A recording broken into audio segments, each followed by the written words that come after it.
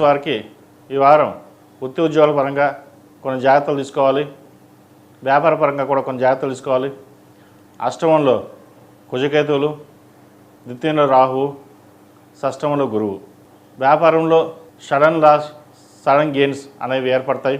మనం ఏదైతే అనుకుంటామో అది నిదానంగా ఉండడం, ఏదైతే అనుకోమో అది త్వరగా కంప్లీట్ అవ్వడం అనేవి జరుగుతుంటాయి. వ్యాపారంలో కూడా సక్రమంగా నడవకపోవడం, అభివృద్ధి ఎంత సాధించినా కూడా లాస్ అనేది ఎందుకు వస్తుందో అర్థం కాని విషయం ఉంటుంది. అలాగే ఆరోగ్యపరంగా కూడా కొన్ని జాగ్రత్తలు తీసుకోవాలి వీళ్ళు. అష్టమంలో కుజుడు ఉన్నాడు, అలాగే కేతువు. అష్టమంలో కేతు అంత బలంగా లేరు ఈ వారం. కాబట్టి ఏదైనా కొన్ని ప్రయత్నాలు చేయదలుచుకుంటే ఆపడం చెప్పదగిన సూచన. ఇటు వ్యాపారపరంగా కావచ్చు, ఉద్యోగంలో మార్పులు తేవాలన్నా లేదా ఉద్యోగం మారాలన్నా కొంతకాలం ఆగి ఉండడం చెప్పదగినది. భూ క్రయ విక్రయాల విషయంలో జాగ్రత్తలు తీసుకోవాలి. ఏదైనా కొనుగోలు అమ్మకాలు ఉంటే కొంతకాలం ఆగి ఉండడం చెప్పదగిన విషయం. ఎందుకంటే ఒకవేళ భూమి మీరు అమ్మినా అది తక్కువ ధరకే పలుకుతుంది. మన వస్తువును అనుకున్న రేటు రాకపోవడం, లాస్లో అమ్మడం అనేది జరుగుతుంది.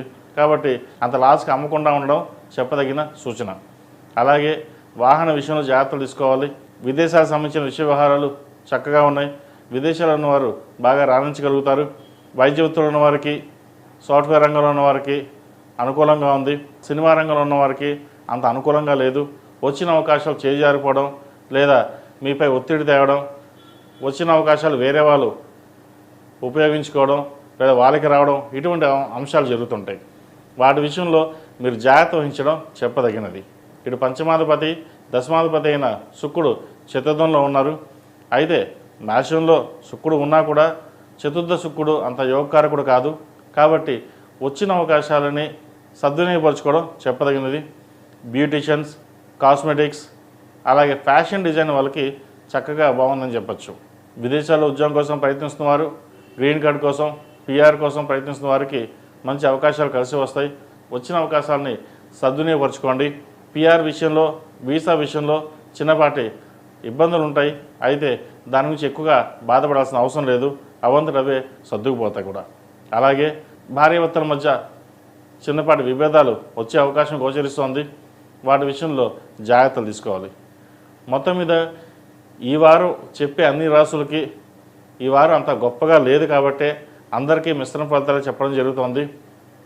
కుజుడు, కేతువు ఒకే రాశిలో ఉండడం వల్ల మంచి ఫలితాలు ఇస్తారని చెప్పదలసిన లేదు.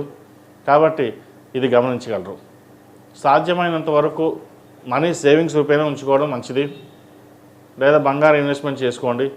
అంతే తప్ప ఎటువంటి షేర్స్ కానీ, చిట్ ఫండ్లు కానీ, ఇతరత ఇన్వెస్ట్మెంట్లకి కొంత దూరంగా ఉండడం చెప్పదగినది.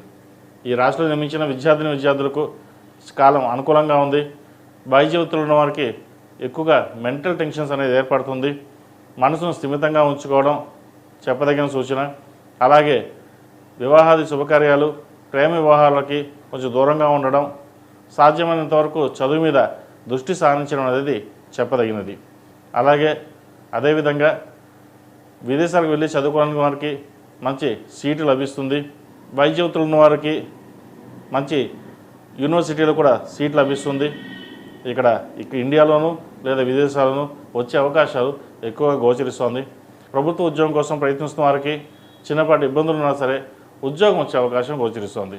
ఈ రాశిలో నిర్మించిన స్త్రీలకు వృత్తి ఉద్యోగాల పరంగా, వ్యాపార పరంగా సానుకూలంగా ఉన్నప్పటికీ ఆరోగ్యపరంగా మటుకు అంత అనుకూలంగా లేదు.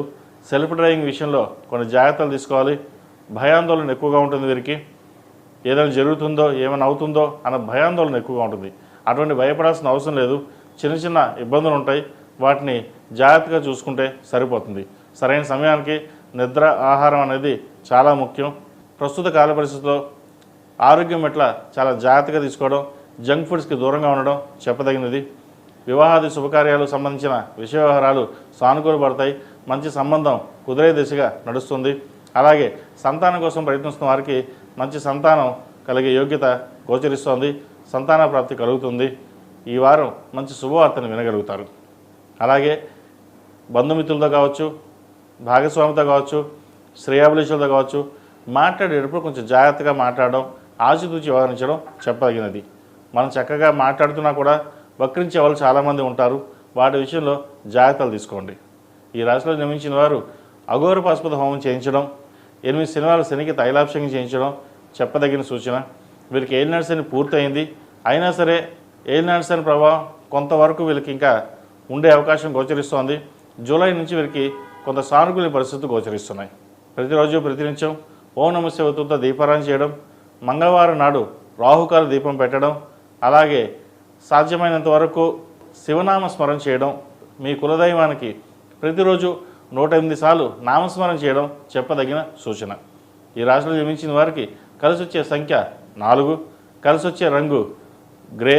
ఏదైనా పని మీద బయటకు వెళ్ళేటప్పుడు సోమవారం కానీ గురువారం నాడు కానీ వెళ్ళండి, మంచి ఫలితాలు సంప్రాప్తిస్తాయి. తదుపరి కుంభరాశి.